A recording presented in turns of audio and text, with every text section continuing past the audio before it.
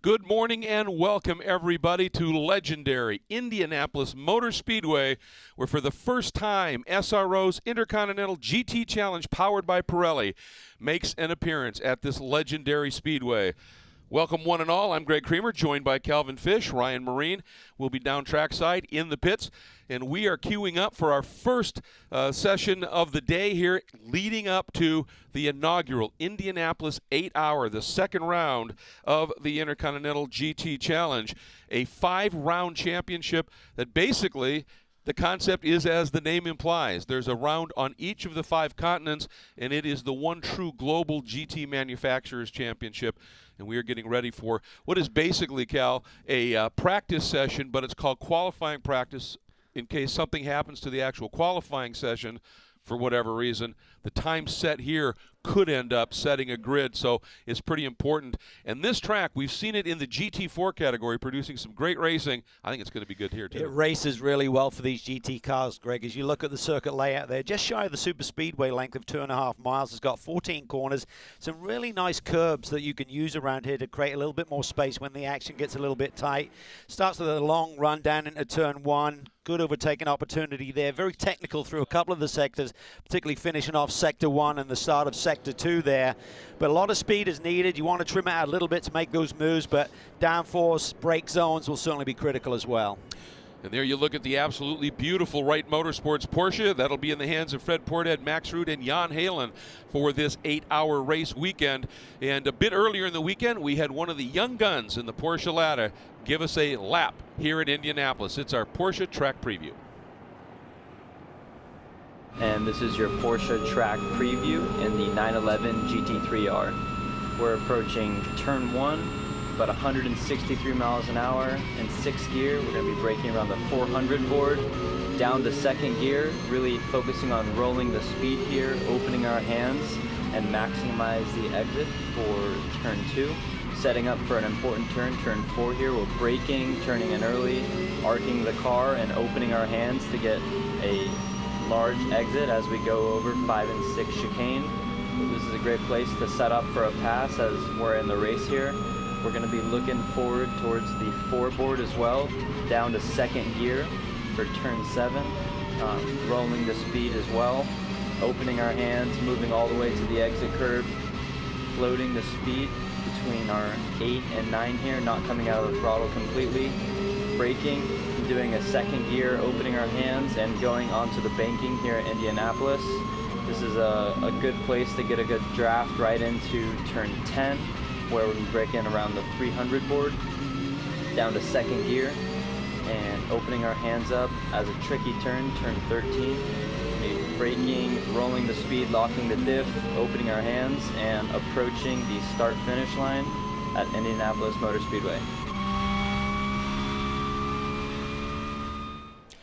It really struck me here that last turn, Cal, that turn 14, I've come to almost think of it as the world's most legendary on-ramp, because it has that feel that you got to get over to that side, and then you're just accelerating as you blend in onto the main straight. Yeah, I would pay a big toll for that one indeed. As we said, we have Ryan Marine with us. He's down in the pit lane right now. Ryan, what's the good word? Hey guys, happy to be with you here at this famous race course. Perfect setting, I believe, for the Intercontinental GT Challenge. 5 different tracks on a normal year, at least, on 5 different continents, all of them iconic. None more iconic on this continent than the Indianapolis Motor Speedway. We definitely know we're in the Midwest here this morning. Conditions, well, they're cold. 48 degrees ambient, just 54-degree track temperatures at the moment, guys. And you might think, well, what are these teams and drivers going to learn with track conditions and temperatures so low? Well, tomorrow's forecast, it's actually quite cold as well, especially for the start of the race. We also expect a chance of some rain throughout the course of the 8 hours.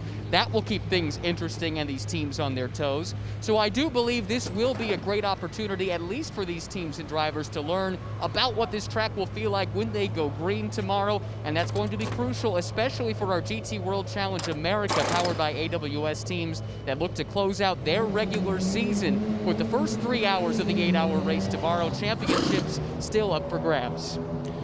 Absolutely, and that's going to be something we'll be tracking through. You can tell Ryan's a local here, just out there doing that, just a shirt, no jacket. He gets it.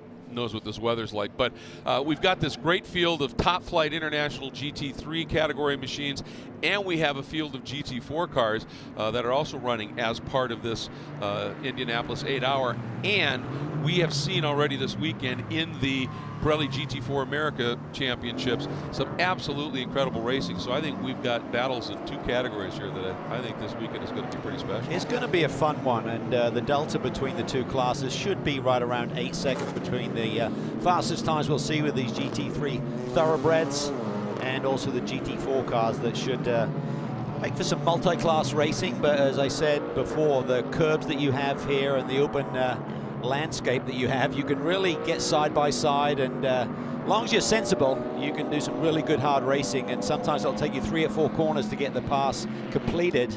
But as we can see right now, those tire temperatures are going to be the key. Tire warmers are allowed in the GT3, so I think that's why we saw a lot of the cars up on their stands getting ready to remove those tires at the last possible moment out of the heating ovens and tire blankets and throw them on the car. That car you had a look at there was the Sun Energy One Racing Mercedes-AMG GT3 of Kenny Habul and his teammates Martin Conrad and Michael Grenier. And we've seen Kenny. Kenny's run stateside a few times. He's certainly run in the California 8 hours in Monterey that preceded the races here in Indianapolis. So certainly familiar to a lot of viewers and to a lot of race fans as well. Here's one of our GT4 cars, BGB Motorsports. I've had a busy season in the Pirelli GT4 America ranks, but like I said, got a nice invite here for some of these GT4 cars, and a number of them showed up. They did. We got 10 in the GT4 class, so it should be a spirited race. And I think what you'll see here early, GT4 cars don't have tire warmers, so they're going to take a little while to get those Pirelli P0s into their sweet spot and given the grip that the drivers are looking for. There's a look. Always a stunning graphics package on the Sun Energy One machines of Kenny. Aussie by birth, and has done a lot of racing, as you would expect, early in his career in Australia. Now he's just running on a global level, and does an absolutely great job. You know, before we start, it's going to be a while before we start to see some really quick times and the like here, Cal. I think the concept of this series, the Intercontinental GT Challenge, is a good one. One, it's a true Intercontinental Championship, as you said, with rounds on each of the continents. But the way that the whole vision of it, if you will, the way that they can keep the manufacturers from having massive logistics and transportation costs is a real partnership program with teams. It is, and it works very well because racing globally is expensive. When you start transporting cars and all of the logistical equipment that you need to support that, it's very, very expensive. So I think the real idea from Stefan Rattel and the SRO organization was that the domestic teams at each individual round would provide that support, supply the cars, the equipment, and the manufacturers can then bring in their international drivers. For example, Bentley with the K-Pac squad here this weekend have the trio of drivers that won for M Sport at the Bathurst 12 hours, the opening round of this championship. And as you mentioned, Greg, should have been 5 rounds to this season with the COVID situation. Unfortunately, the Suzuka 10 hours cancelled, and there has been some movement, so we're ending now for round 2. And Spa, the Blue Ribbon event, will actually happen later this month on October 22nd through the 25th weekend. So lots to play for, and then the finale at Kyalami back in December for the 9-hour. And it has produced some absolutely great racing over its existence. First race in this championship was at Bathurst in 2016 for the legendary 12 hours there, and have had a couple of rounds, as you know, we have said, 17, 18, and 19 actually in California, and now making the move to the legendary Indianapolis Motor Speedway. And it's always produced some interesting racing. We've had races that were pretty fraught with activity and cautions. We've had races where it was green for the entire 8 hours. You never know what you're going to get, but you know you're going to get some just immensely spectacular driving performances. Yeah, and I think it's a championship that is built nicely. As you mentioned, the first rounds were in 2016, where they had 3 rounds. Then 2017 and 18, we had a 4-race championship. 5 last year. Should have been 5 this year, as I mentioned. It's down to 4, unfortunately, but we expect to bump back to the 5 mark. And we've got 9 manufacturers registered for the championship, 7 of which are competing here this weekend. You have a couple of Hondas in the field, known as Acuras here on North American soil, of course. A couple of BMWs, 2 Ferraris, 3 Mercedes-AMG platforms, 1 Audi, 1 Porsche, and 1 Bentley. Here's a look at the famous Yard of Bricks. If you've ever heard mention of that, if you haven't been to Indy, that's what they're talking about. Preserved from the original brickyard. It literally was completely paved with bricks, and they preserved that stretch in homage to the great history of this. Over 100 years this venue has been in operation and producing some absolutely stunning racing.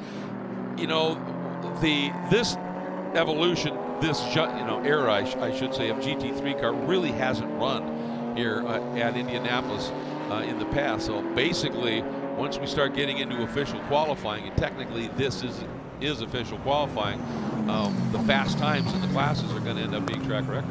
Yeah, so it'll be interesting to see how low they can go. A chance of rain tomorrow, so yeah. The fastest time of the weekend could be set here today. I think certainly that pole shootout will be the key to the quickest times. Ultimately, I think a lot of the teams talking to them here yesterday were very concerned about the tire allocation. You have 12 sets of Pirelli P0s. If you make the top 10, the pole shootout, you get an extra set allocated, but then one of those previous sets has to come off the table. And talking to some of the teams, you got an 8-hour race, 65-minute drive stints maximum. It should be 8 sets of tires to get through there, but you got some anomalies there in terms of if you do a short fill and you want to change and freshen the tires up.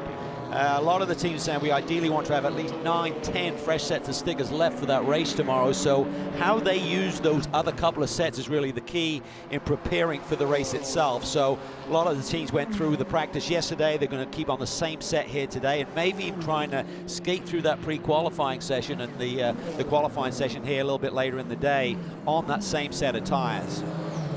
Well, I suppose some of that strategy to be played is, it's the old deal. In a sprint race, qualifying is everything. In an 8-hour endurance race, you've got a little bit of leeway. You've got opportunity to move up through the field and make things up. This is an interesting look here. This is some of the technology that's at play on those refueling couplers and the timing systems and all that. This is pretty trick stuff.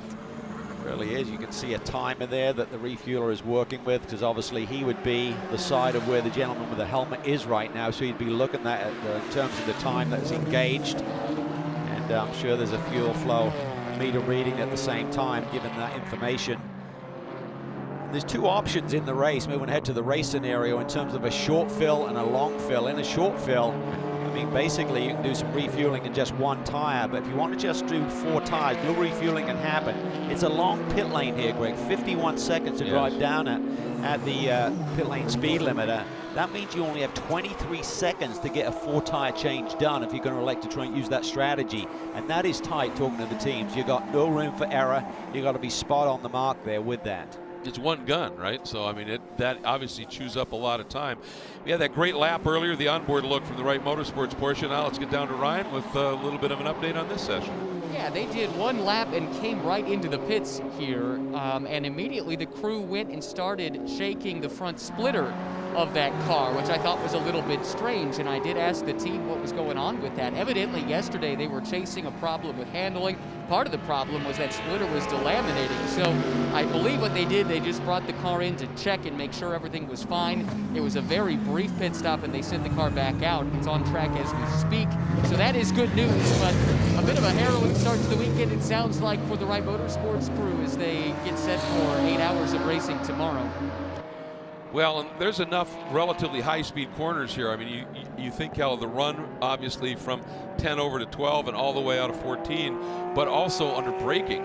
Downforce is everything, and if you've got a problem with a front splitter, that's big.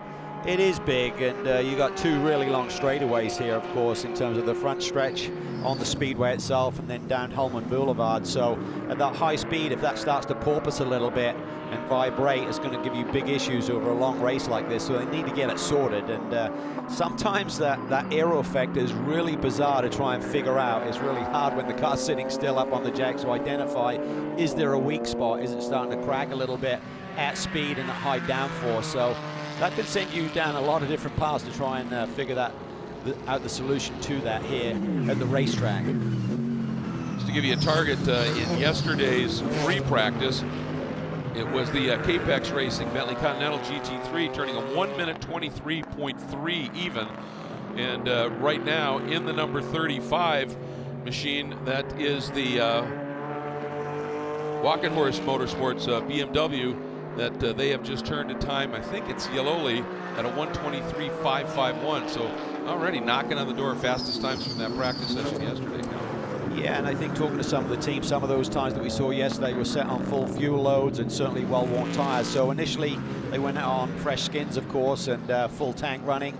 And then later in the day, the tires will have been well-worn and they're on lighter fuel loads. So yeah, I wouldn't surprise me to see times in qualifying at least down in the high 21 range. I mean, I think they'll knock at least a second off those initial marks that have been set here this weekend.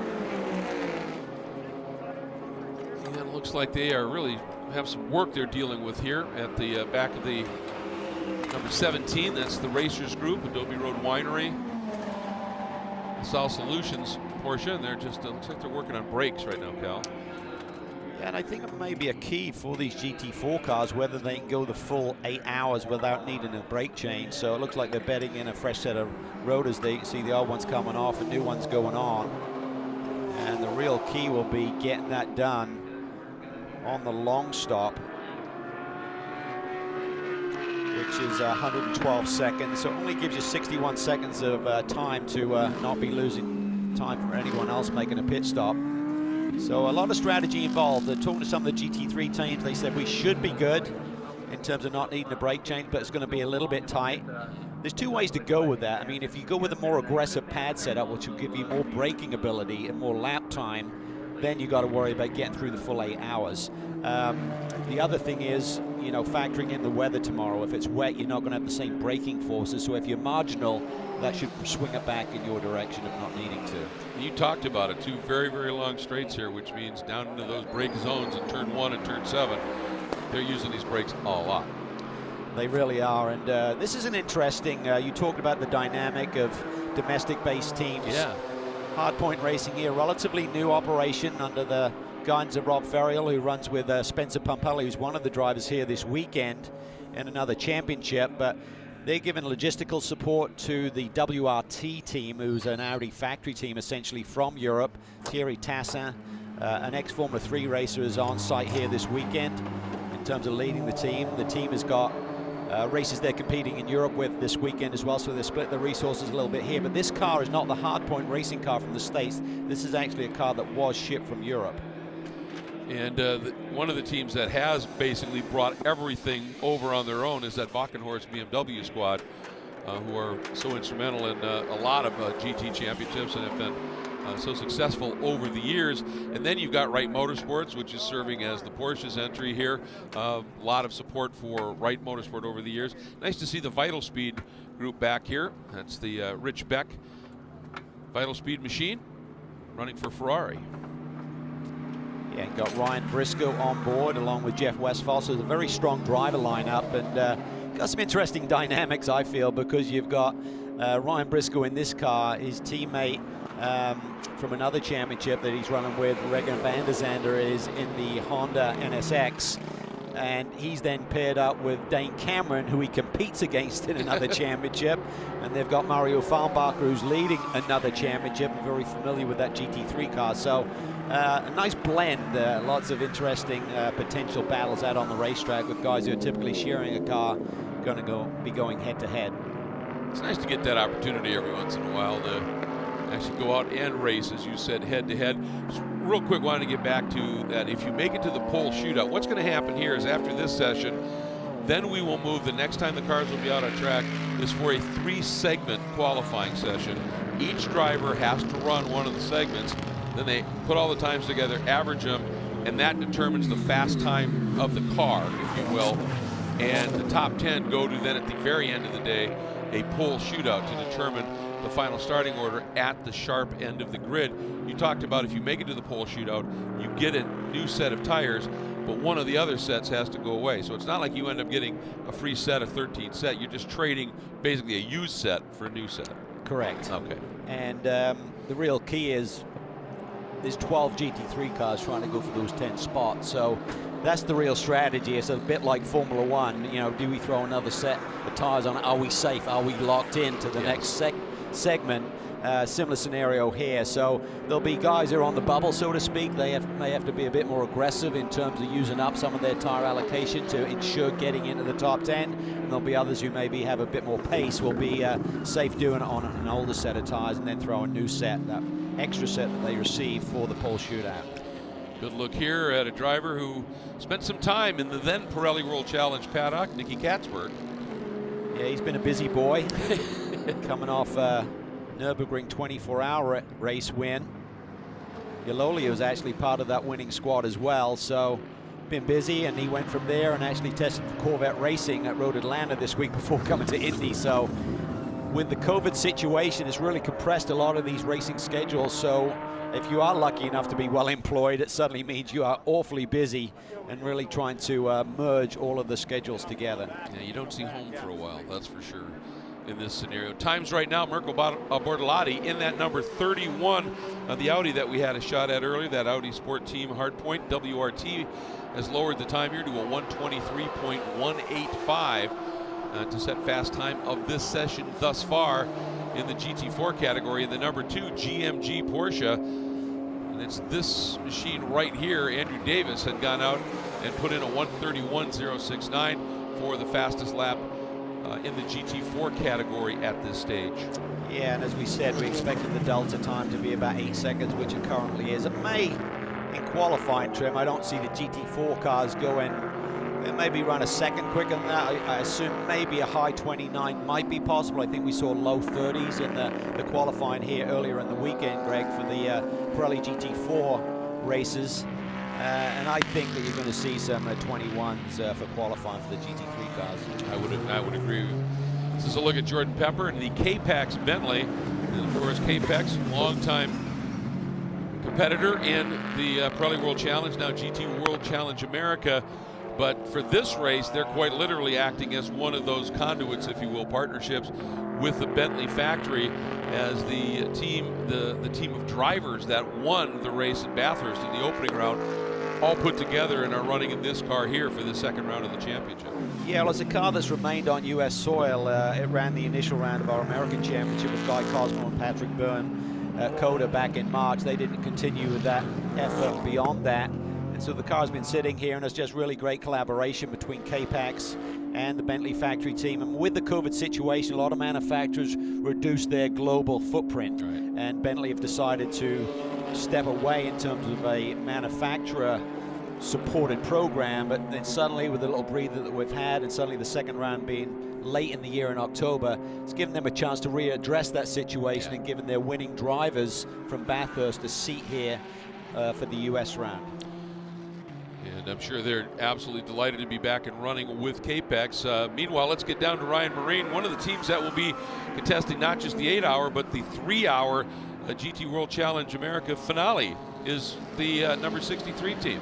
Yeah, that's right. DXDT Racing will be doing that. It's the race within the race, I guess. Ryan Dial standing by. Let's talk about that. It's an interesting dynamic, right? You've got your own domestic championship to worry about, but you're also mixed in with this 8-hour race. How do you prioritize between the two? Well, I mean, we've been as simple. We were unsure if there was going to be a disadvantage to trying to race the 3-hour race and then conquer the 8-hour. So the 63 car is actually going to enter in the 8-hour race solely. Obviously the CrowdStrike car with George and Colin, they're battling for a championship, so they're going to do the double, the 3 and the 8, but strategically we felt for the 63, we're not in the championship hunt in the American Championship, so we're going for the 8-hour championship. This is nothing new to you, this endurance racing thing, but it is for this team. This team has kind of grown here in the last couple of years from when it was founded. How much have you been able to help them prepare for the challenge of a long distance race like an 8-hour race? Yeah, I mean, it's amazing to see where this team has come from when I joined at the end of 2018. The key to racing is bringing in good people, and I think that's what David Askew has done. You know, he hired me, one of the first guys to try and come in, and you know, over the past couple of years, we've tried to strengthen the team, and I think you can see when we've got customers like CrowdStrike, they're coming to sign up with us over others, that we're doing the right things and hiring the right people. First time it's an endurance race for us. I brought in my good friend Peter Barron, longtime friend from Star Wars. So he's going to call strategy on my car for this one. We have Jeff Braun on the other car. So I think strategy-wise and crew-wise, we're definitely prepared for a good race. Yeah, talk about just having a wealth of knowledge on your pit box, right? Between Peter and Jeff, not going to find two brighter minds at a sports car racing paddock. Well, that's what we hope, right? Sarah's going to be a disaster, and they're both fired after this. It is good, and I think the fact that people want to come and work for us says a lot for where the team has come from in the past couple of years. And we're definitely using this last half of this season, as messed up as it's been, to strengthen our program for 2021. And we know with a couple more endurance races maybe on the schedule next year, we want to make sure we finish this year with the group we want to start with. Your co-driver for the full season, David Askew, you've mentioned him already. He's the man behind this team, and his racing, his driving has seemed to really take a big step forward throughout the course of this season. What have you seen in him and his personal growth that's contributed to the growth of the program? Yeah, I missed a little bit at the end of that, but no, I think what you were saying is how much he's come on this year, and it's really obvious, right? The first thing we worked on with David is he was so inexperienced. We had to make sure he was focused through the race. So it's something we worked hard on. SRO had the Winter Series in thermal this past off season, and instead of going testing, we used that as race experience, and I think it really helped David. You can see now he's one of the front-running bronze drivers. He comes from a corporate background, but he's also an avid sailor, a professional sailor. So this was rookie status to him, but he's a pro in his other industries. So he knows how to build a good team. He knows how to put good people around him, and he also knows that we're only as strong as each other. So he's upped his game this year a lot. Looking forward to finishing strong and big things for next year. And he knows about endurance from that sailing stuff. I was reading some of this, and it's maybe, 3 or 4 people on this ship working at 8-hour shifts, and they're going for days and days at a time. Yeah, and actually, we have one of his sailors on our fueler this weekend. Really? Joe Gorilla, they call him. So we're hoping this guy's a pretty big beast from the sailing world, and David says he's the kind of jack of all trades for them. So we've been kind of trying to cross a little bit the two teams.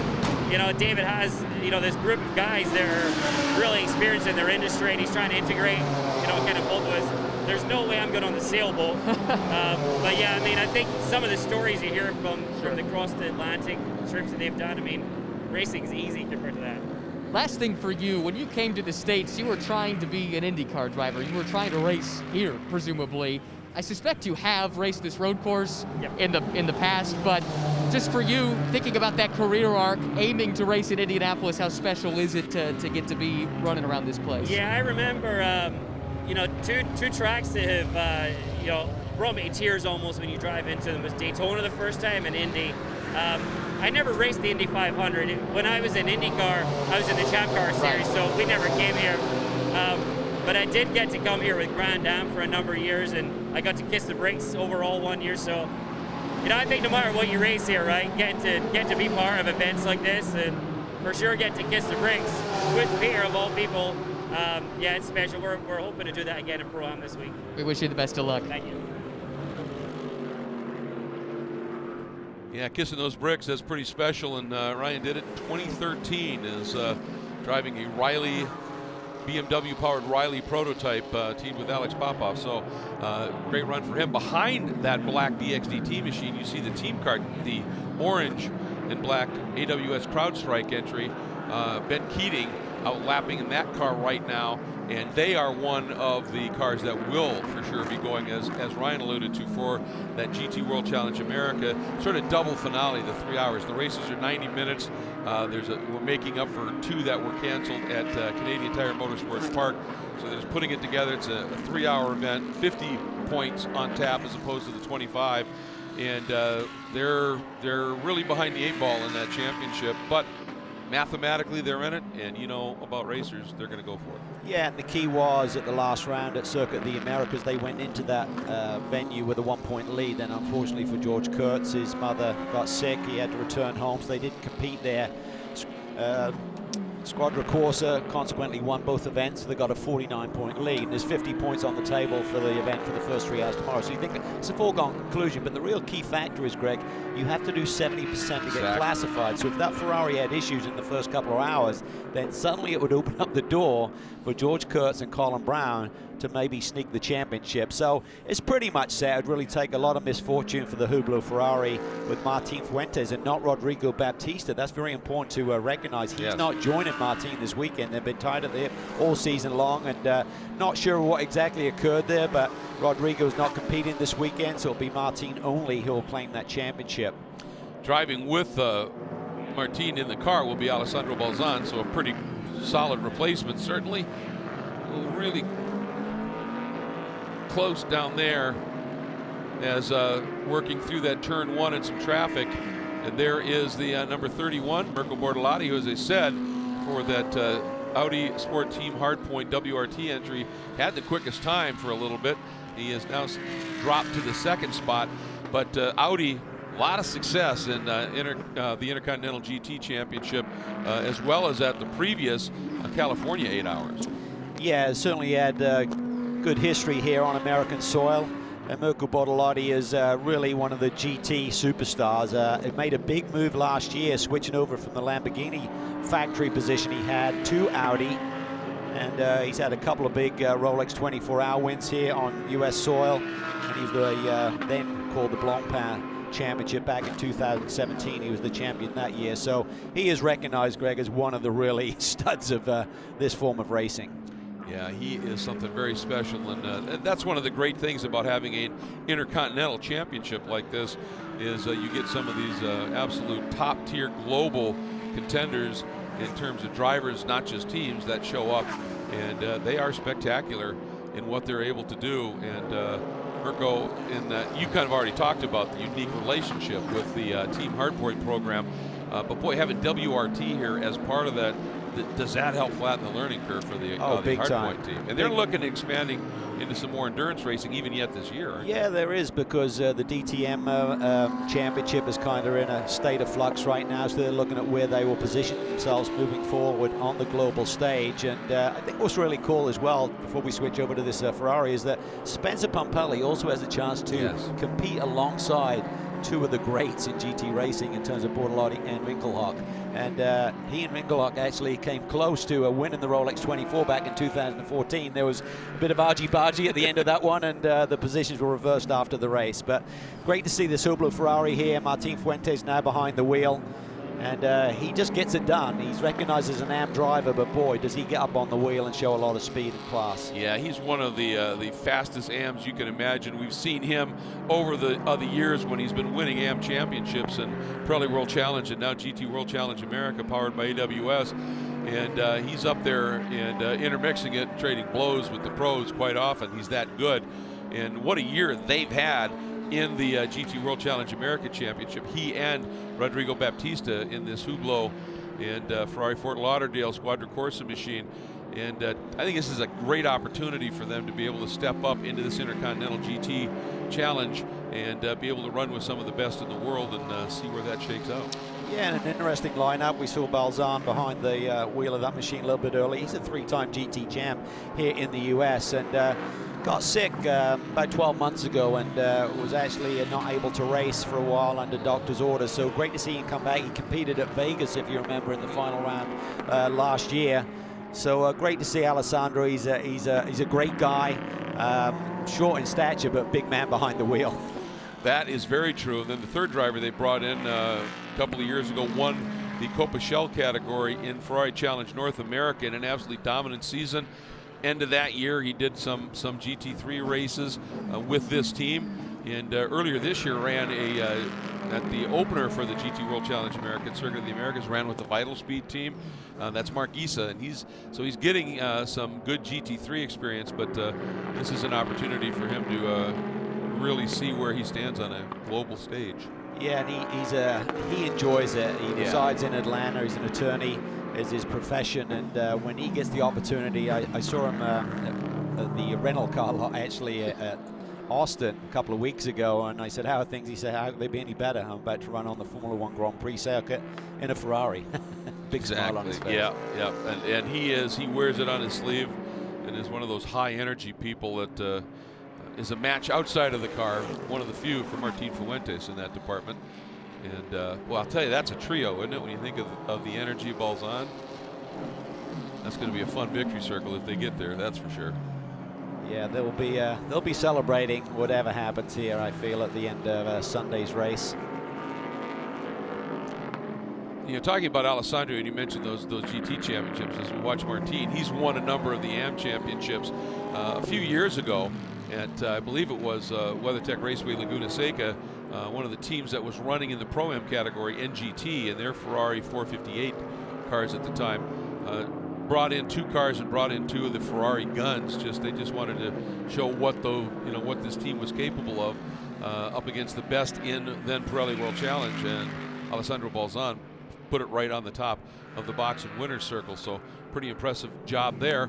And here we take a look again at this absolutely stunning, the number 75 Sun Energy One Racing Mercedes-AMG GT3 of Kenny Habul, joined with Martin Conrad and Mikel Grenier. They're running in the Pro-Am category, as Kenny and Martin are both categorized as bronze rated drivers, and Grenier silver.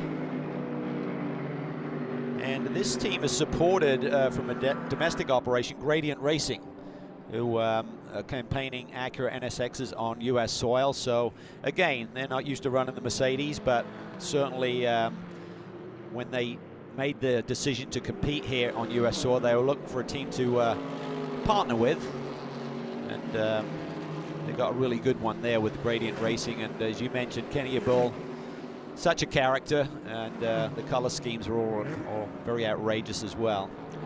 Absolutely, and solar energy is his story. That's the Sun Energy concept there, and his company's always has those absolutely beautiful graphics packages, as you mentioned, and just great to have in the championship. You mentioned Gradient Racing. I mean, they're very closely connected to CJ Wilson and the racing team that he had put together over the years. Yes, Andreas Levens leads that charge, so a lot of experience there, a lot of moving pieces, and I think in general, Greg, if you think about the situation we're in this year with the COVID scenario, a lot of teams are trying to figure out the way forward, and there's been a lot of uncertainty this year, and I think it's great that teams are willing to partner with one another, trying to find solutions and maybe some efficiencies as well. I think it's created a fresh look in a number of ways in terms of logistically how you run a racing program. Can schedules be a little bit more condensed so we're not on the road as long? And budgets are going to be key with the automotive industry kind of trying to figure out the way ahead. And I think it's been good that a lot of teams and organizations are looking at things with a fresh sheet of paper in terms of how we can move forward. I agree, and obviously things were looking really good. I think you went through the number of manufacturers that had signed up for the championship. Was looking really strong, and of course COVID has just thrown everything on its ear here, and we're not seeing a true picture of what this championship is capable of. I think we had a good hint at it last year, 2019, as you can see all the progress they were making, and we said it attracts some absolutely top-tier teams like this Wackenhorst Motorsport, the number 34 machine right here, Augusto Farfus, Nicky Katzberg, who we talked about, and Connor De Filippi, who has gone from being a open wheel guy in the early part of his career to one of the world's top GT racers right now. And we're going to jump down into pit lane after that great slow-mo check in with Ryan Marine. And I found yet another Ryan. Just talked to Ryan Dial. Here's Ryan Briscoe, former Indy 500 pole sitter, 2012, if I'm not mistaken. Here back at IMS racing in a Ferrari. How did this come together, this deal with Vital Speed? Yeah, it's I've known these guys for a couple of years now. Sort of got to know them through some coaching that I was doing in Ferrari Challenge. So it's just a fantastic little team out of Oregon, and it's just a family operation. So earlier this year they asked if I'd like to come and join them for the 8-hour, and you know, the schedule worked out. So I was just really pleased to come and help them out, and you know, drive a Ferrari at IMS. So it's pretty cool. I was told that you have not raced a Ferrari since a support race for the Australian Grand Prix in 2002. That's so true. It's been a while. Yeah, it has. Yeah, it's really funny. I raced a 360 Modena at the Australian Grand Prix in 02, and that was my first ever taste of driving a sports car. So yeah, cars have improved a little bit since then.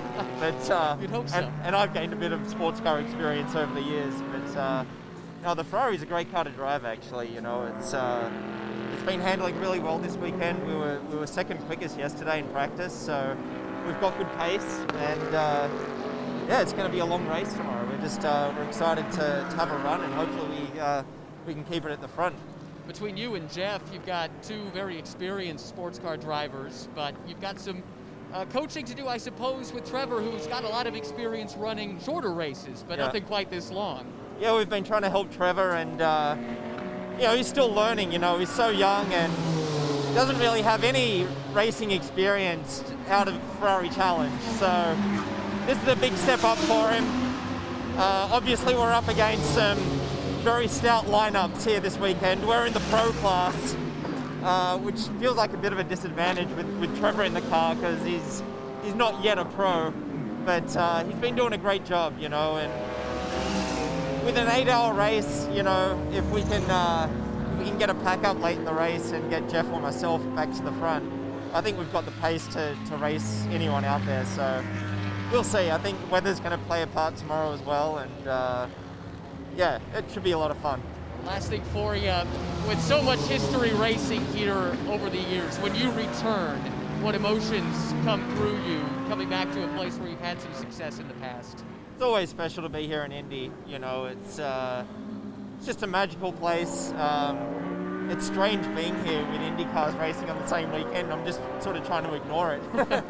But no, it's great. You know, it's great to see everything that Penske's done since taking over, and you know, it's just a beautiful place. So it's always great to be here, and yeah, looking forward to the race. It's great to have you here as well. Thanks. And another interesting twist, he'll be racing against his full-time prototype teammate, Renger van der Zande, is here racing in an NSX. Now that is some of those fireworks that you talked about a little bit earlier. You know, Ryan Briscoe to me is one of those great all-rounders. You know, I mean, you know, you think what he's done in IndyCar, what he's done in prototypes back in 2007 and 8 in the Penske Spiders, in the ALMS series, and now what he's doing in prototypes. But then he jumps into the GT equipment and is right on it. The interesting thing for me is he's an Aussie, but he has very little comparatively Aussie racing on his CV at all, because once he got going, he very quickly went right to Europe and started running there. But every once in a while you see him. He has done a couple of V8 supercar races just to keep it interesting. Yeah, and a big part of Chip Ganassi's Ford GT program here in Westy. Finished runner-up in the championship a couple of times, won Daytona in the 24, so a lot of success there. Just came up short in winning the title, but very, very successful. And you'd have to say over the last half dozen years, I mean, GT racing has been more his mantra than prototype. It was only this year that he switched back to prototype machinery. And he's doing rather well, leading in the points at this stage, so not so bad. And here is a look at what is essentially the Ursets factory Acura Nsx program, Team Honda Racing by Yaz Motorsports. And obviously, globally, the car is known as a Honda. Here in in North America, it's an Acura. And Mario Farnbacher, last year at the California 8 Hours in Monterey in qualifying, he showed once again why he's often called Super Mario. Yeah, put it on the pole, kind of surprised everyone. And I think there was really a big flip of the switch with turning this car on in terms of its performance with the Evo kit that they put on this car at the end of 2018 to start the 2019 season. And I think that really showcased it with Mario putting the car on the pole last March in California, and now it's a regular part of the IGTC Championship. American Dane Cameron is on board for the full season along with Renger van der Zande. So they competed at Bathurst, had good speed, and had a technical issue that kept them out of the points that day. But I don't know if you'd say they're the favorites, but they're certainly in the top three in terms of who you would be looking at in terms of potential win here this weekend, just because of the strength of the car, the performance, and that lineup is top-notch. And talking to Renger yesterday afternoon with the threat of the weather, he said, where this car really excels, believe it or not, is slick tires on a damp track. He said a lot of cars will struggle with just not being able to get the front to turn. This car remains very agile and keeps the energy in the tires in those type of conditions. So, and we anticipate, Greg, tomorrow being a little bit tricky like that with the weather. There's absolutely some pretty solid potential at a couple of different points during the Indy 8 Hour.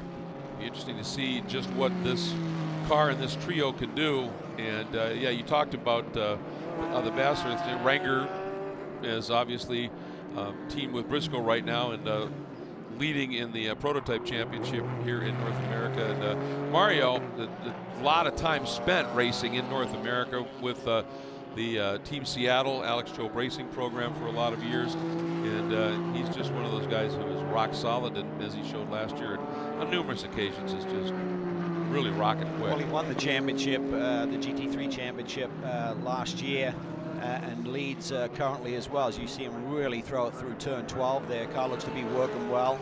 When he's throwing it in there, it's still gripping and carving the corner, so it looks like they're good mechanical grip. Communicated with Dane Cameron yesterday. He said, yeah, we're still working on the balance, but he said in terms of the long runs and the overall pace, unless other people are hiding something, we seem to be in the mix. Well, and Mario just took it to the top of the sheets too at a 122.903. And first driver right now to get sub 123 in this session. Something new that we're really thrilled to be able to enjoy this year is Race Vision, powered by AWS. It is a really cool data scenario where it's launched up into the AWS cloud, and then there are elements within that cloud that work the data over, and then we get it right back down here. And in this case, it's showing fastest speed on the straight, and we're touching 170 miles an hour there by Mr. Yaloli heading down to turn 1.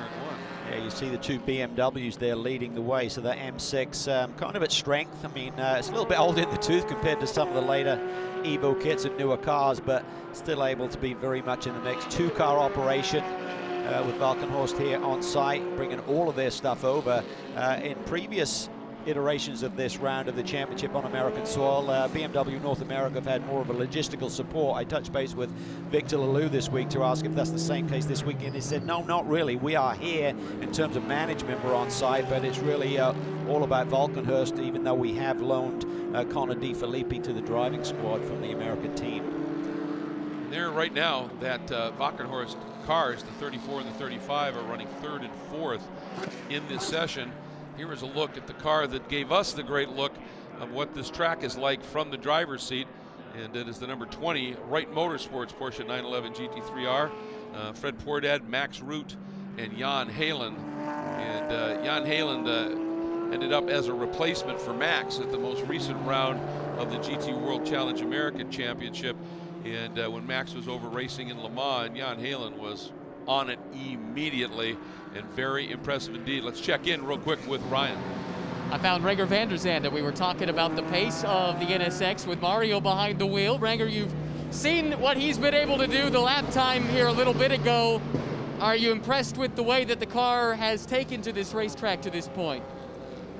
Yeah, I think at the end it's a funny track, right? It's an oval with an infield like Daytona or sure. Some tracks like that. But it's really nice to be here with the IndyCar. I was watching the race last night, and when they were going, it's just a cool event. And you know, back in the NXX for me in the Acura here, we've worked on the car from yesterday to today. It's working well. I think we improved quite a bit. So as you see, we're P1 now. I mean, it's a practice really. It's pre-qualifying, but it's really practice. Even on the older tires, it looks good, and we're expecting some rain for tomorrow. I think with slicks in the rain, this car is fantastic. So looking forward to get started to the qualifying and the races. But I don't think anybody's got any data for what this track is like in the wets. How do you go into a situation like that where you've got no idea what it's going to be like in reality? Well, we'll put some rain tires on, and then we put the TC up a little. We do the brake bias rearwards, and there we go. So yeah, no, simple as that. It's simple as that. I mean, it looks very, very smooth surface, so not so aggressive. So at the end, I think it's going to be slippery. That's what I expect. But we'll see how far we can get it. So I'm looking forward to that kind of tricky conditions. This is an interesting weekend with a lot of different series all racing together, and it seems like everyone else is kind of geeking out on everybody else's car. Yeah. How much fun have you had watching others and then watching some of the other guys come and watch you guys? Yeah, exactly. Yeah, that's always what you see. And you know, I just came from Mid-Ohio in the IMSA Championship, now here, and it's cool to see the different dynamics within all the championships. But SRO has always been doing a very good job, and I think connecting with IndyCar here makes it interesting.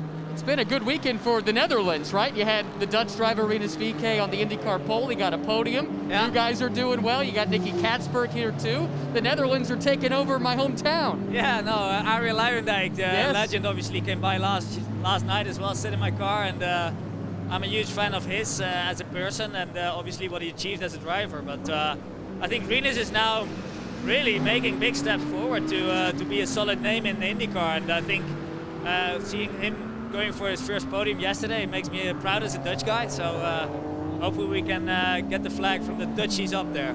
I think that's a good plan. Hey, thank you for the time. Best of luck this weekend. A proud Dutch boy, indeed. You know, I'm kind of surprised, Cal, that none of these drivers are asking a very recent Indianapolis road course winner I know. in these interviews for a little bit of insight into this What is track. the secret sauce, Ryan Marine? That's what we want to know. So, Well, I don't think they're going to learn anything from me. I don't think anything transfers from a Mazda Miata. But, you know, I did have Trent Hinman ask me about it at COTA in our last GT World Challenge America weekend. And I'm like, Trent, man, I can't teach you anything. You're the master.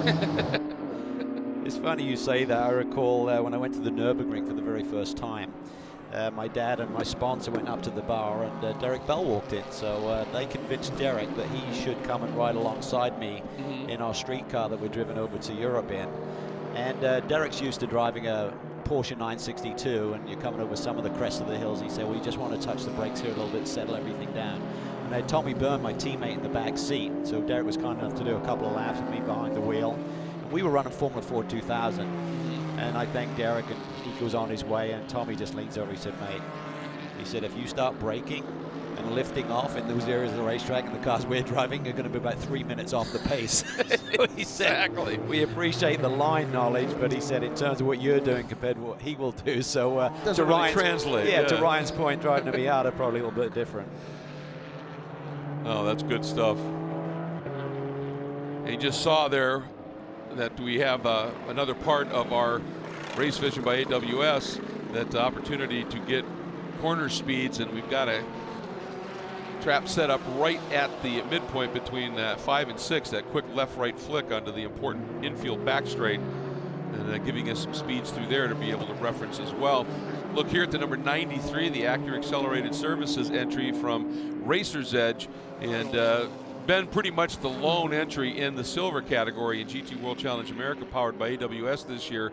Have had a couple of cars step in. The Windward racing program a couple of times have come in, but this team has been really, really strong and have a lot of overall wins in the GT World Challenge America Championship. Yeah, I just think from the moment that Racer's Edge stepped up from essentially GT4 competition to this GT3 series and the NSX platform, they've just grabbed it with both hands, had immediate success. At times have run two cars.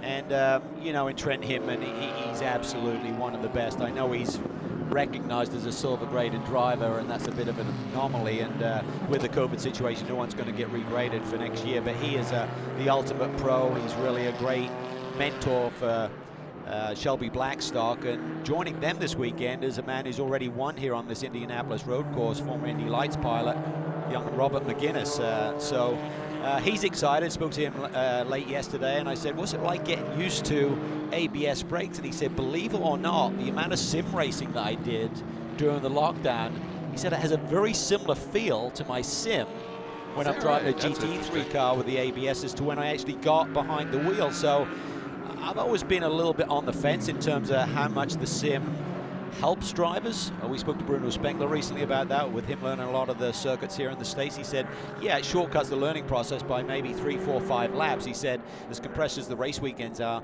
that's a big thing. But for Robert Mcginnis to actually say the feel, it's not just seeing the line around a circuit, the actual feel of the car translated as well to the sim.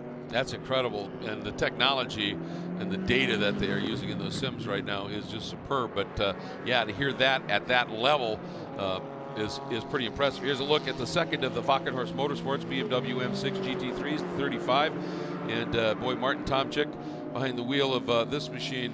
And the only way, well, one of the drivers is Dave Pittard right now, and Dave is an up-and-comer, that's for sure.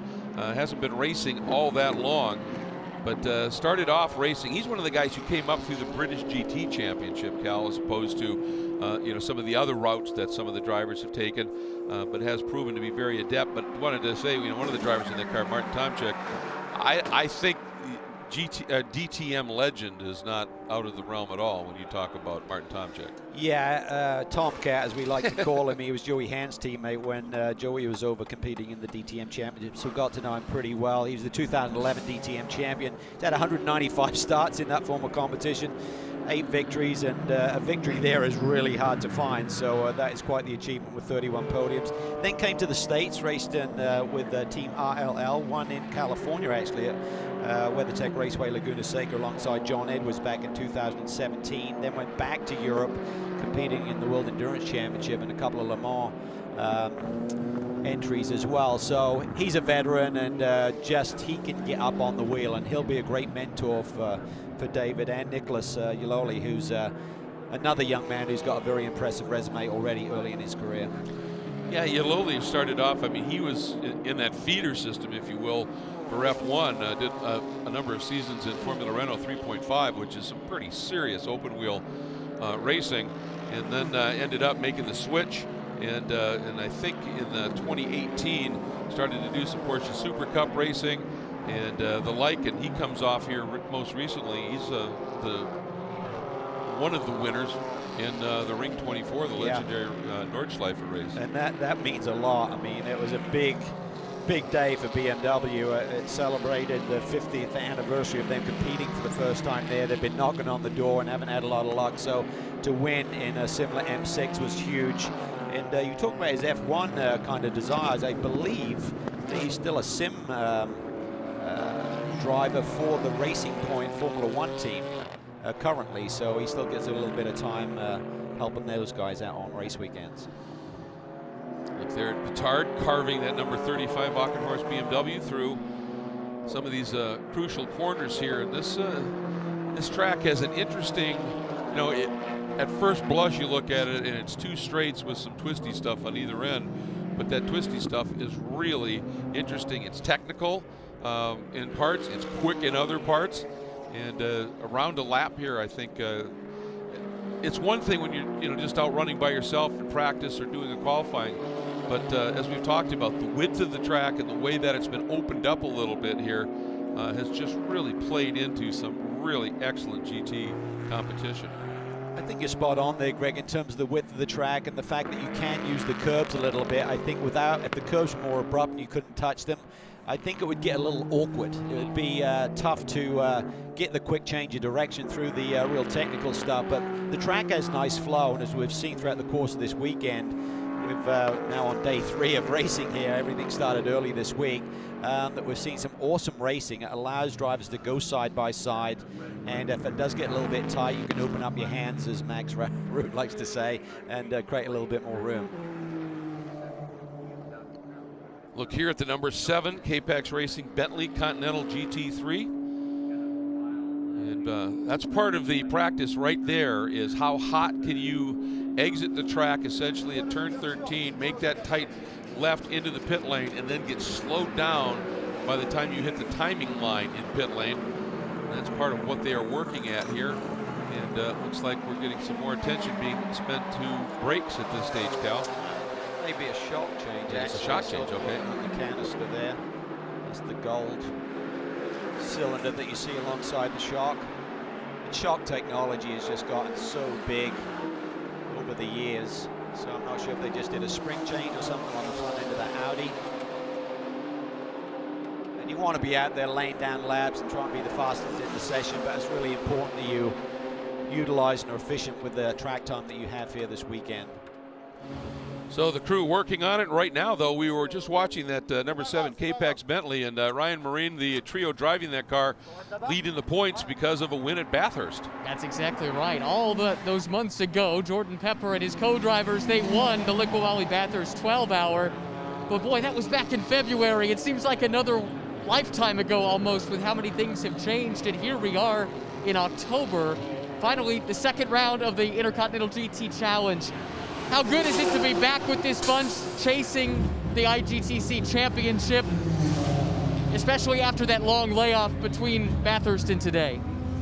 Yeah, obviously, we just let our beautiful car like pull away. But yeah, obviously, it was really tough. You know, we came off such a high, and we were going into the European season with K-Pax for the GT World Challenge Europe program. It was really starting soon, and then the whole pandemic came about, and it was really tough as a driver. You know, you had to switch off, but like be ready to start at any moment. And you know, it was quite challenging, and at one point it wasn't quite clear we weren't coming to Indy, and it was a bit of a shame. You know, like mentally it wasn't that nice to know that we could give away our championship. But I have to say big credit to K-Pax Racing for really coming with a mega effort to get their car that they have here in America to be able to run with us with Bentley Motorsports, and it's so cool to fight again. Well, when I say fight again, because we weren't meant to be doing this race, so it's so cool to be fighting with my awesome teammates Max and Jules for the championship. It's been a big layoff since Bathurst, but you know, the motivation has made us 10 times more ready than we would be, and we're just incredibly happy to be here. With your racing in Europe, this K-Pax team is very unique, flying their crew over from the US to race in Europe. Now the same crew here in Indy, they were just at the Spa test day, getting ready for the 24 hours of Spa. This group probably has put in more air miles than anybody this year in sports car racing. Yeah, like a mammoth effort to the whole K-Pax Racing boys, and Jim Huey, obviously, he decided to go to Europe to compete against the best in the world there when they couldn't race in all-pro category here in GT World Challenge America. And a big thanks and shout out to him. You know, he's been incredible to get his whole team there, run by Darren Law and Thomas Blam. And it's so awesome to see how motivated these guys are and how much effort they're putting in. I can imagine how tiring it is for them flying backwards and forwards all the time. So all the credit to them, and I hope we can reward them here with the good results, Spa with the good results, and end off the European season as best as possible. I'm sure Bathurst, the win there was a big deal for you, but for Bentley, they have put a lot of effort into winning one of these crown jewel type events, and that was their big breakthrough. What did it mean to them, and what did it mean to you to be a part of it? Yeah, Bathurst, when you mention the word, I get goosebumps underneath here already.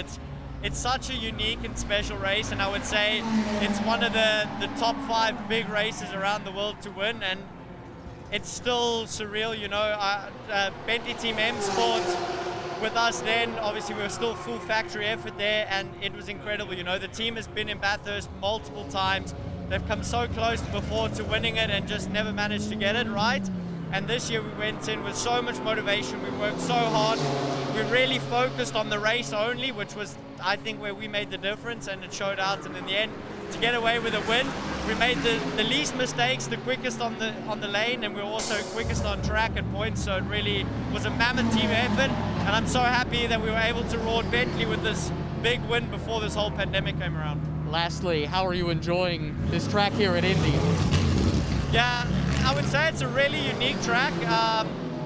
The only other American track I've driven is Laguna Seca, which is a bit like an old school track with a lot of elevation. This is quite flat, but I'm enjoying it. You know, when you've got a car that's set up so well like this and everything's working so good, you can only be out there having fun, and let's be realistic. Driving a racing car as your job is really good, and here at the home of motorsports in Indianapolis Motor Speedway, it's just incredible to be here.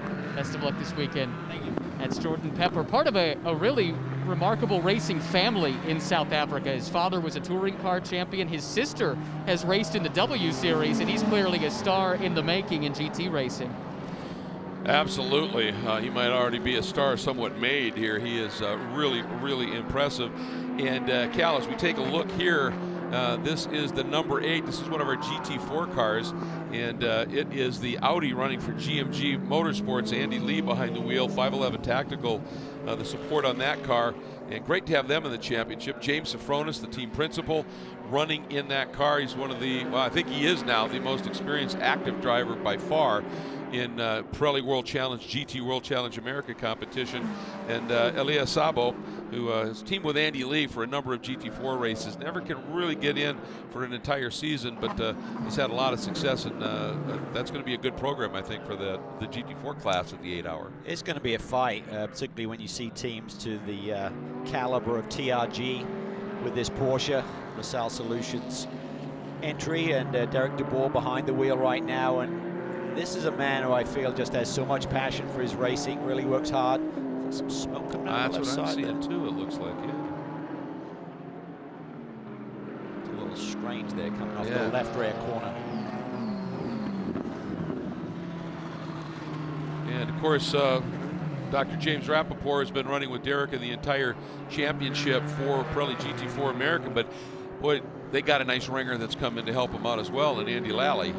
Yeah, long history with the team, lots of success. Absolutely. So great to see Andy reunited. And he's one of those guys very much of the same mold as Spencer Pompelli, even though Andy has a bit more experience than Spencer, which is hard to find anyone who's got more experience than Spencer. But I think it's just a good unit, and Yes. Andy is a wheelman, loves his racing, and is always looking for an opportunity to get behind the wheel. Has done some NASCAR road courses this year as well.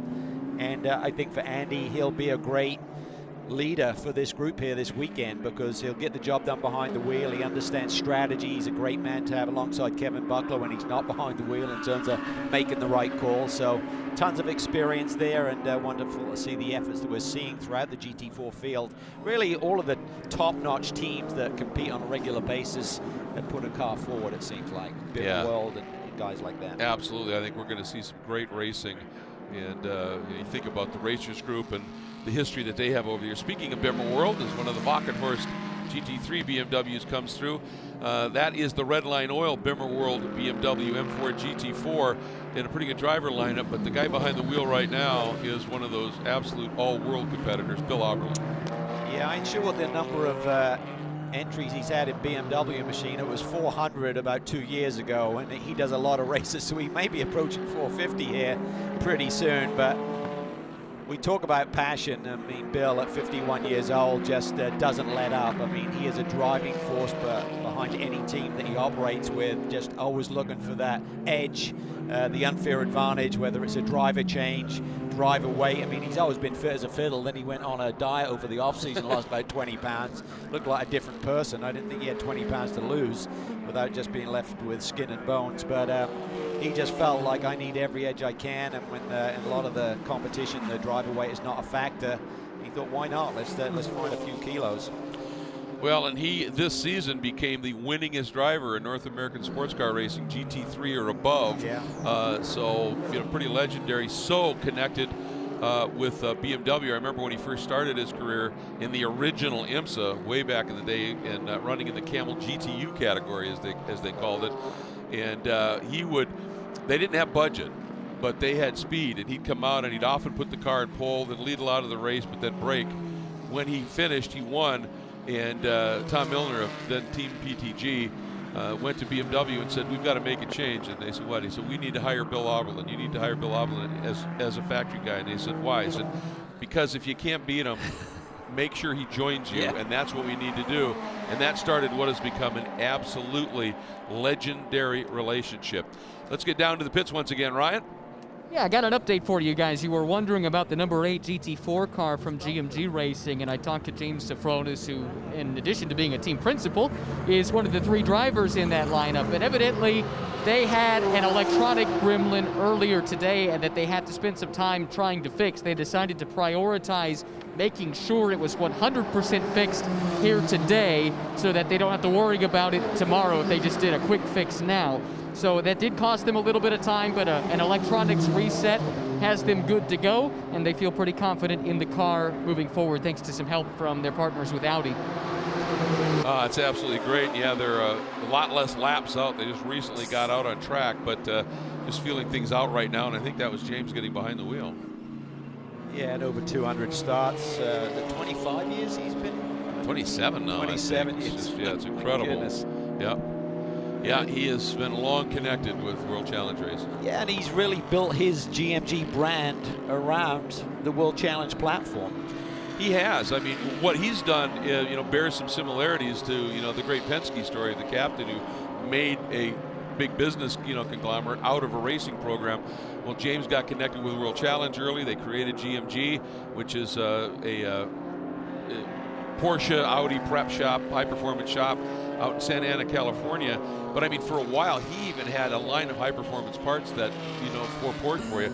Cole Serralo, Tim Barber, and Parker Chase are teaming up in this one. I think this is a team that's got a driver lineup to be able to do this. It could be VG. Yeah, very good. And end up P1 or P2 or P3 in VC. It's a good little driver lineup. I mean, I'm looking forward to this GT4 race. I mean, yeah, the stars and the cars are in the GT3 category this weekend, but I mean, this GT4 race has got some really strong teams. The driver lineup in this one with Tim and Cole have been putting some tremendous performances together alongside Parker Chase, who's recently come back in a GT4 competition, very successful with the Panos group over the couple of last race weekends. So he's on form, feeling good, and you know, they want to take it to all of the teams out there, particularly the other BMW teams. Yeah, when you're going head-to-head in a global championship event, essentially, that's a really good point, that other manufacturers that share the same platform that you do, you always like to be the ones that sort of top that chart, don't you? This is, speaking of topping charts, in qualifying for the Pirelli GT4 America Sprint X Championship during this weekend, Patrick Gallagher took this car. It is the Notlad Racing by RS1 Aston Martin Vantage GT4, not only to the fastest time in qualifying, but then in the first of the two races, set fast lap overall in the race, joined here by Joe Dalton, and he goes by the name Matt, and just an absolutely great guy who I thought was really on form this weekend. He's very inexperienced, really new to professional racing, who was really up on it here this weekend, and joined by Jonathan Taylor as well. Yeah, I mean, they had a podium run, I believe, off that pole, and the only Aston Martin in the field, and this Aston Martin Vantage is really proven to be, you know, dominant, really, when you think about it, particularly when you think about what Michael Dinan did this year with 11 victories in the Sprint Am Championship, along with 6 victories alongside Robbie Foley to claim the Sprint X Championship here yesterday.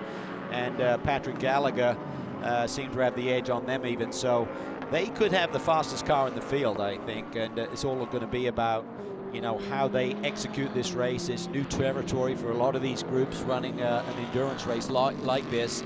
A lot of rules and envelopes that you have to stay within with the timing brackets of short fills, long fills. So I think if they don't run afoul of the regulations, I think in terms of pace, they could be the car to beat.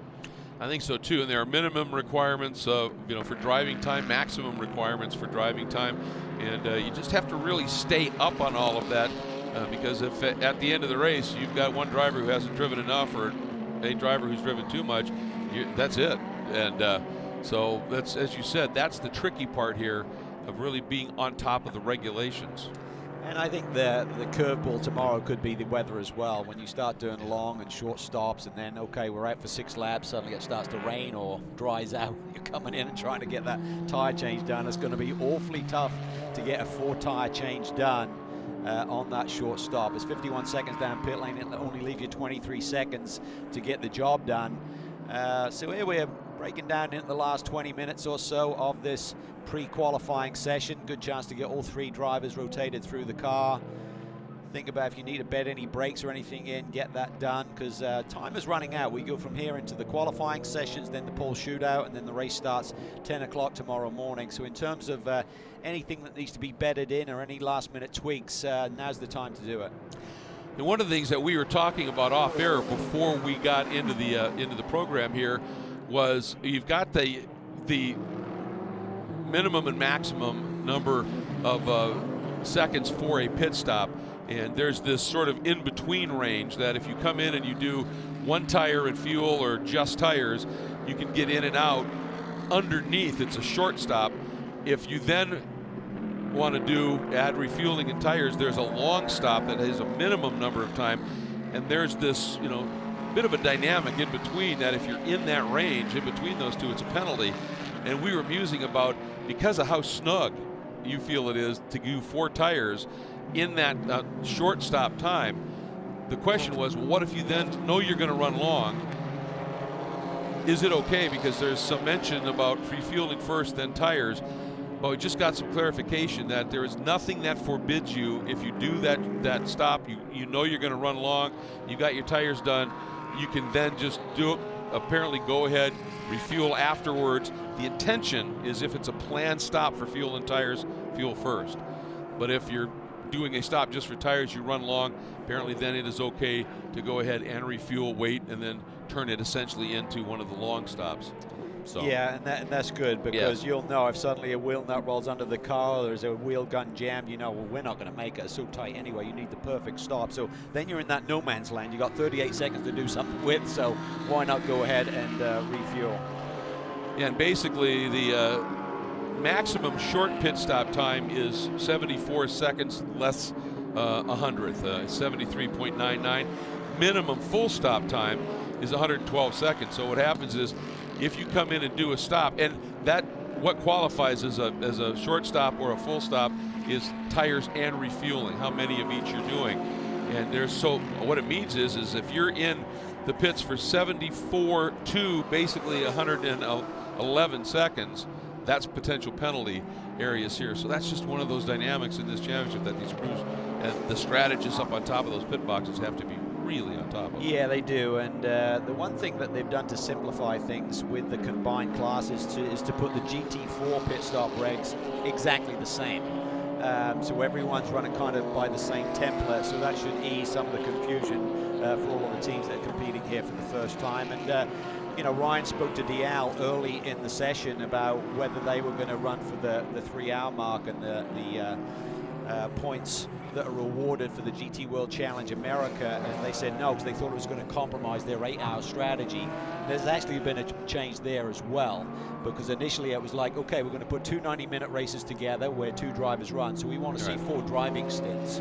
Well, these cars are allowed to run 65-minute stints, so that would mean that the American competitors going for the points would have to do 3 stops in that first 3 hours versus 2 to 3 stops. So that was going to be a big caveat there in terms of not wanting to do it.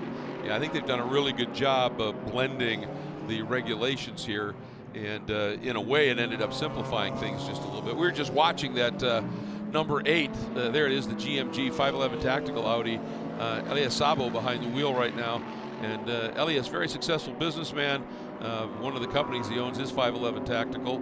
And like I said, he rarely is able to make a full season of competition, but when he shows up, and he's been working with Andy Lee for a long time, and conversely Andy's been working with him, he's turned into a really good M category driver. He has, and I think unfortunately they're not running on a regular basis, so I think if they could put a program together that's not disrupted possibly this year by the COVID situation, then that will I mean, we've seen so many examples, Greg, in the GT4 classes where you see someone like Sabo come in and they just gradually find their feet, get that confidence, their racecraft gets better, less mistakes. And when you're teamed up with someone like Andy Lee, you go from just being there to being in the podium, a race winner, potentially, and a championship contender. That's the thing. There are people that certainly have that raw speed, and but until they learn the racecraft, the consistency, and the like, and that's where, and being able to understand when that raw speed, you need to rein it in just a little bit, and that's where having a coach and a co-driver like Andy Lee pays huge dividends. Here's a look at Shelby Blackstock, and I'll tell you, Shelby was starting to make a name for himself in open wheel competition, running Indy Lights and the like, and then switched to GT machinery and touring car machinery, and made the step up this year to the GT3 category with this Racer's Edge Acura. And it was like he'd been doing it for years. Yeah, it really was. Very impressive. Yeah, and he's got a great friend, buddy, sidekick, teammate in Trent Hidman. So they work very well together. And right now, that 93 car is second quickest on the road. So right now we have the 2 Honda Acuras. What are we going to call them this weekend, Greg? Acuras for on North American soil, right? Exactly. So the 2 Acuras lead the way. Yeah, nice. Van der Zande currently in the number 30, Blackstock in this machine. And I would think that one of the cars we might see also be very competitive on this track, and they're not up at the sharp end of things just yet, might be the Bentley. And the reason I say that is that car is a car that, from what I understand, likes a really stiff platform. And this is this flat track with width and everything, and it's very smooth, lots of grip and very smooth. You would think that would certainly play into the strengths of cars that like to run a little bit more stiff. other than the fact that there are spots where you got to hop this curbing pretty seriously. Yeah. So you have to be able to deal with that. I think the biggest concern if it rains is the Bentley. They think it could be a nightmare again. I don't know if you remember when we were up in Canada a couple of years ago where they and the Ferrari really struggled. That's really been a focus with their Evo kit on the Bentley, that new car basically. They try to address that, but talking to the team is like, we just can't keep the heat in the tires in those conditions. So they tried a number of setup changes, and if it rains tomorrow, they said it could be a long, long day for them.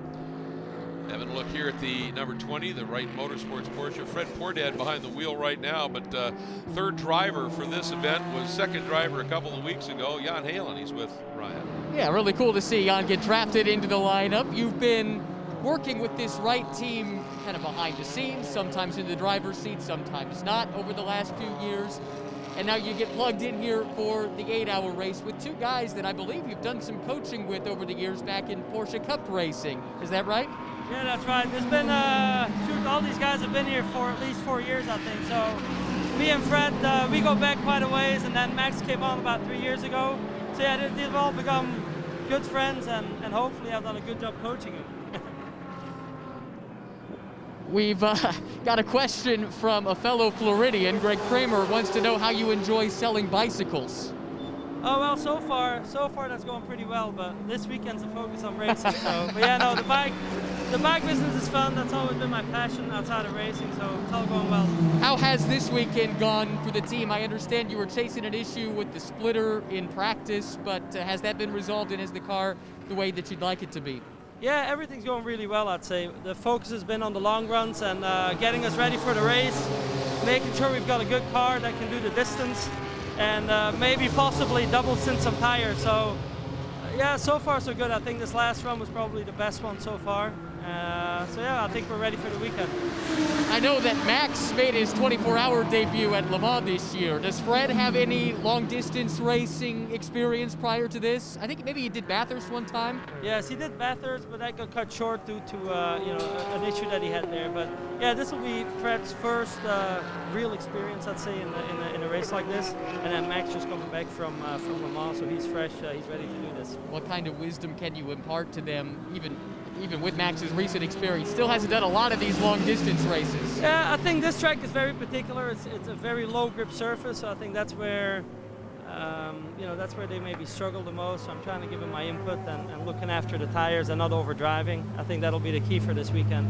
Awesome to have you guys here racing with us this weekend. Good to see you. I'll tell you what, Jan, when he filled in for Max at Circuit of the Americas in our second visit there, was very impressive right from the off, not a surprise.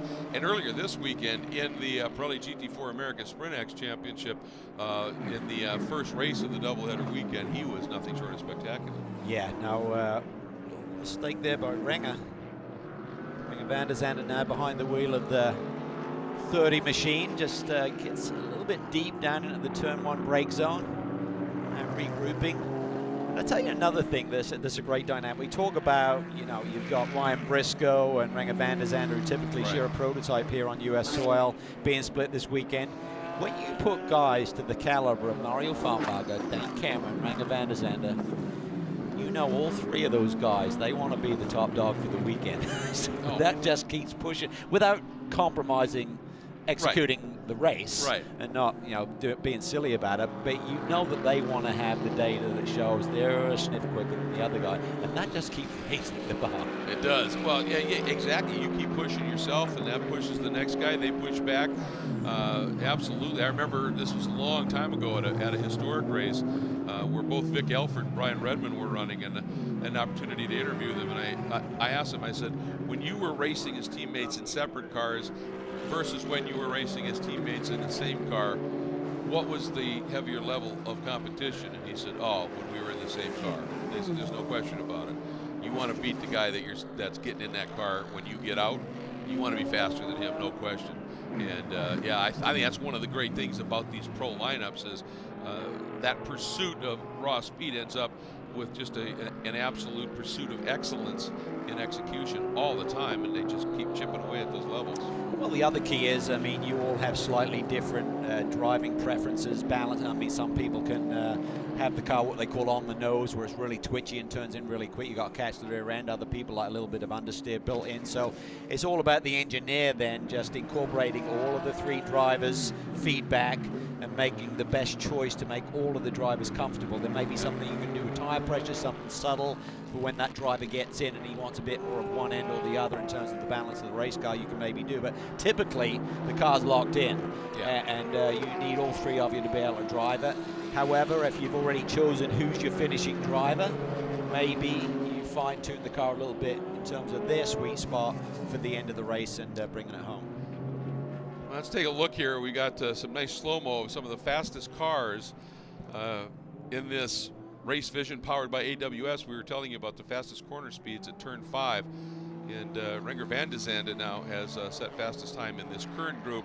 But then you see those two BMWs, and Cal, they are flowing some pretty serious speed through that 5-6 complex. Yeah, they were top of the charts in the straightaway, and they're in the top 3 in terms of cornering. So you think they're going to be in the mix. Right now they run 5th and 6th in terms of their speeds this morning, but I wouldn't read too much into that. I know that the 7 team are really not trying to use too many tires, so I think when we get to this next qualifying segment here in a couple of hours, that's when we'll start to really see who has what.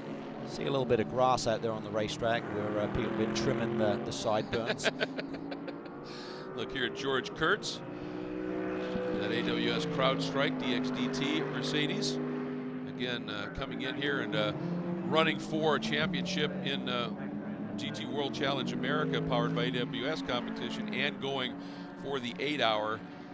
And they've definitely got their work cut out. As we said, they're 49 points adrift of that #1 Ferrari. And interestingly, for the teams that are racing for those GT World Challenge America points, for the first 3 hours of the race, it can only be the 2 drivers in the car that are the drivers in GT World Challenge America. They have to complete that 3 hours, then they can start to put in their 3rd driver and go after the 8-hour. Yeah, and I think that's really the only compromise you're making by running for the 3 hours now, because all of the pit stop rules are the same, the driver stint lengths are the same between the 3-hour and the 8-hour. They've simplified as much as they can, but the one thing they're saying is if your 2 drivers who have been running all season, you can't have that 3rd driver who's running the 8-hour get in the first 3 hours, but that is the only compromise. Yeah, and I think that's a very fair way to approach it, and being the only compromise really doesn't complicate things too much. It makes it pretty easy. And the other thing is, I mean, looking at the strategy of running one of these races in a Pro-Am class, the pro driver is going to be quicker, right? So knocking out that AM drive time early to give you more time to play catch-up, or maybe having them do a stint, getting a little bit of a reset by getting your pro in for a stint, getting you back in the game, almost like a full course yellow, do you know what I mean? Closing everything back up and then going again, or do you knock out that AM time if they've got decent pace early and then just leave it up to your pros to seal the deal and bring it home? Well, and you've heard a couple of the interviews that we've had here where Briscoe, for instance, said that if we can be in a position a little bit later in the race where we're still right in the hunt, and then that's when you put in your fast guys, you can certainly make that work, and that's how you sort of play that strategy, don't you? As you just said. Yeah, and for some teams it's all new, so that's part of the learning curve. And getting your head wrapped around various strategy and just the curveballs. You can lay it out on paper, but as soon as the green flag flies, some of that goes out of the window in terms of technical issues with the race car. One of the drivers has a spin, flat spotted tire, rain, switching between wets and slicks. I mean, there's going to be a lot going on in that 8-hour tomorrow.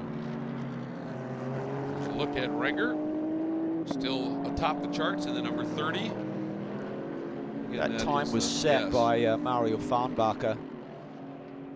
And again, I think if you're running in the 22 range, I'd imagine that at some point you threw some fresh rubber at it this morning as Renger's off the road there. Got to be careful. You don't want to be damaging that nose and splitter. That's another thing, I think, when you're bringing a car over from Italy like the Yaz team are, who are campaigning this car for Honda Motors. Probably don't have a ton of spares, even though you got some of your American counterparts maybe willing to give up some of their stuff. Well, it looked like Renger, I mean, he was using that entry curb heading into that sequence of corners was up on it, and I don't know whether he got up on it and then just couldn't quite get the braking done the way he wanted. Yeah, he just slowed down suddenly. Was he trying to create a gap, perhaps? Maybe. A 75 car up ahead, so maybe just clearing the way. But I mean, he almost sounded like the engine had been shut down, like he did a quick reset or something. Well, I wonder when he hit that, you know, ran to the edge of that curve, there was a pretty good shock that went through the chassis. And we've seen situations where you get a car that really takes a hit over a bad curb or the like, and it just sort of knocks the electronics wonky, and you've got to do a reset. I don't know. It didn't seem that hard. He's struggling there. Yeah, he's kind of up on the wheel. He overdrove turn 1 a little bit, and then you could see as he went into turn 4 had a big slide. So I think the tires may be a little bit long in the tooth now to be driving that hard. So. Well, we are into the final few minutes of the session, and should something happen to the plan for the 3-segment qualifying go awry, times from this session would be used to set the grid. So at the end of this, you normally see people try and put in a little bit of a lap. And you take a look, the margins up at the sharp end of things right now, Cal, amazingly close. I mean, a 123.8 by this number 30 car, and you have to go all the way down to 10th right now to find somebody that's a second outside of that. Yeah, it's going to be tight. I mean, it's going to be a good race, very competitive in both classes, I feel.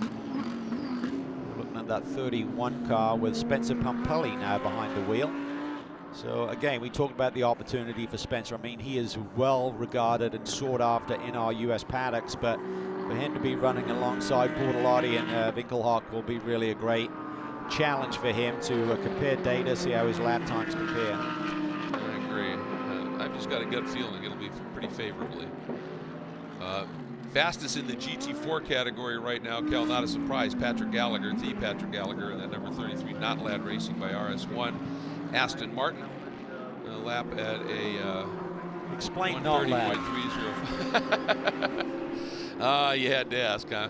Well, the guy who is the AMP component of this equation is a guy named Joe Dalton. He goes by Matt, and he does that he said, my grandfather made life absolutely a joy, and he said, so I go by that. Ooh, a little wiggle there by Spencer.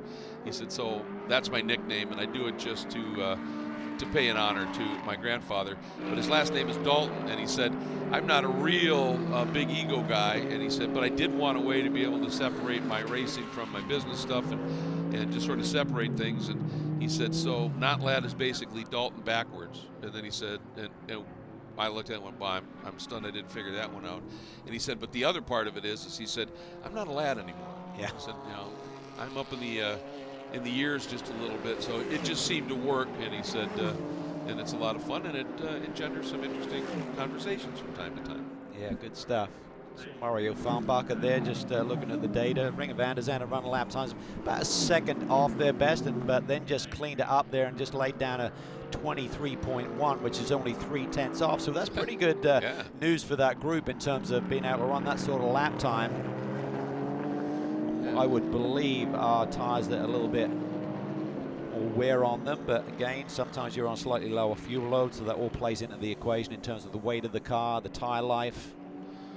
And what mission you're on in practice, obviously. If we've seen cars that have been in and out because of brake work and other component stuff, but is this a little bit ominous maybe that in this technically a qualifying session, it's called pre-qualifying.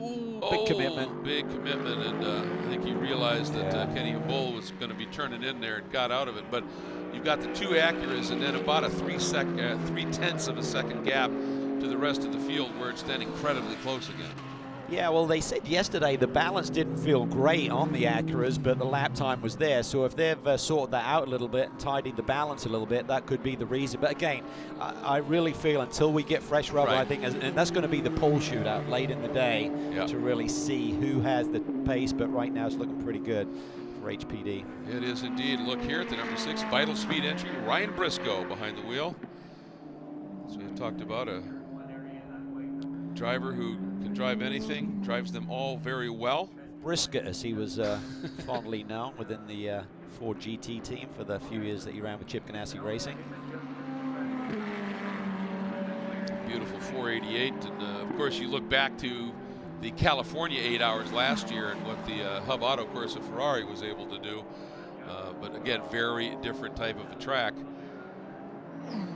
Ferrari just seems to be one of those cars that may not be the best at any particular specific part, but you get to the end of the lap, it's always right there. I mean, it is fast. Yeah, talking to some drivers who have jumped into that Ferrari, they said it has a bit more roll in it compared to some of the other platforms in GT3. So that's probably a bit of an adjustment for Ryan Briscoe, because he came out of that Ford GT car, which drove like a prototype, was really flat, and gave you that platform, whereas the Ferrari rolls a little bit more, a little bit softer. Sebastian Bourdais had to make that adjustment. He drove for Risi at Le Mans this year and made similar comments to that. And by the way, Trent Hinman just sets fast lap of the session here on the previous lap at a 1:22.736. So about making a statement. Yeah, takes that number 93 machine right to the top. We could have a shootout between the two Acuras for the top dog position. I'm looking forward to it, mate. What a day. The sun has come out a little bit. It said it was going to be cloudy, but the sun is shining down on pit lane for all of our competitors as this session winds down.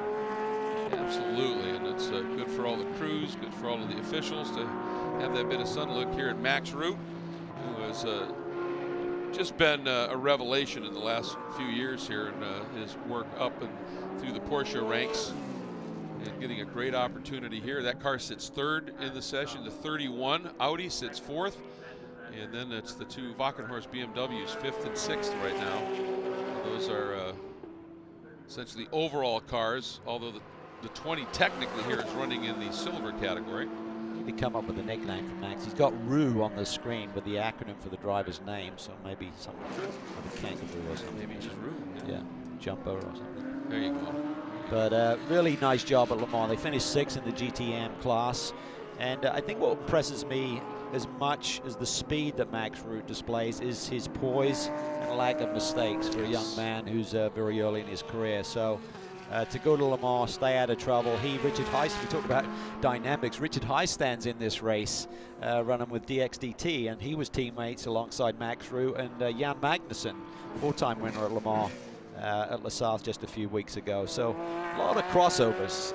You walk up and down pit lanes like, hey, we drove together last week, I'm going to kick your backside this week. Absolutely, that makes this all the more entertaining. There's a look at the number 30, but as I said, the number 93 of Trent Hinman for Racer's Edge took that top time away right at the end of this session. And Shelby Blackstock has to be grinning a bit as a result of that, Ryan. Yeah, I think that's a smile under that mask there from Shelby Blackstock. A magical lap there from Trent. We've seen him do that a few times this year in GT World Challenge America. What was the focus of this session for you? Was it on race pace, qualifying, or some mix of the two? Just to improve the car overall. I mean, that's pretty much what we've been focused on, is just keep on making improvements to the car. This Racer's Edge Motorsports team has done a lot of good changes overnight, and this NSX GT3 Evo is really on rails right now. This is a track you've got some experience on, except in open wheel racing. Does any of that translate to the GT3 car? Not really. I mean, all kind of the pickup points, your brake markers, all that's pretty similar. So a little bit different, but it's always great to be back here at IMS. Going into an 8-hour race, have you done a race of that distance before? Yes, I've done a couple of 24-hour races. That's the biggest thing. Yes, our car's fast. Tomorrow looks like it's going to be a little wet and kind of mixed conditions. So it's an 8-hour race, an endurance race, so anything can happen. Last thing, this car has a reputation, at least, for being very forgiving in the wet. If it does rain, does that bring a smile to your face? I hope so. I haven't had a chance to try it in the wet yet, so tomorrow might be my first time. It very well might if the forecast isn't lying to us. That's Shelby Blackstock. Thank you, guys. Yeah, as I said, his transition up into the GT3 ranks has been about as seamless as it gets. And they have just had a really, really stout season. Take a look here, as we said, that time, a 1:22.736. Hinman set it on the second to the last lap of the session, and really scorched one around here. But again, everybody pretty much on well-used tires at this point, we believe. And you take a look at the rest of it, and you can see the overall competitors, the Pro-Am competitors, and then it is the Jonathan Taylor, Gallagher, Dalton, Aston Martin that tops in the GT4 ranks. Over the Liddell, Davis, and Bell Porsche, and then lineup we didn't see a lot of. We saw Bill Arberlin out there, but you have Arberlin, Clay, and Chandler Hull, who has been really fast in the GT4 category. That's a lineup that I think is going to have some eyes opening up for sure here. You take a look at the top 15 at this stage. At the end of this session, again, next thing on the calendar for the Indianapolis 8-hour teams, right around noon, we will start a 3-segment qualifying program, and that will set the stage for the top 10 go to the pole shootout, the rest of the field, how they line up for the 8-hour race. As we take a look at some of the key moments with some of that technology. Lots of activity down in the pit lane, as you would surmise, a practice session, and making sure that everything is ready and that the cars are set and ready to rock and roll for qualifying. Yeah, final adjustments, make some tweaks to the refueling equipment, make sure everything's buttoned up and ready for the 8-hour race. Acura's led the pace here this morning. We'll see what happens when it becomes for real later in the day, but maybe a fresh set of skins there allowed Trent Hinman to pip the 30 machine for the top slot. And again, we're going to have that interesting blend of multi-class racing here this weekend with GT4 machinery out there as well. And you saw a few close calls out there. That's all part of the game in multi-class racing. And yeah, these super slow-mos are just spectacular. Lots for us to be able to enjoy here. Again, next up will be 3-segment qualifying. End of the day, the top 10 pole shootout. And then, of course, tomorrow, the inaugural Indianapolis 8-hour here at Indianapolis Motor Speedway for the Intercontinental GT Challenge. Cannot wait for the rest of this day and a great day tomorrow to unfold.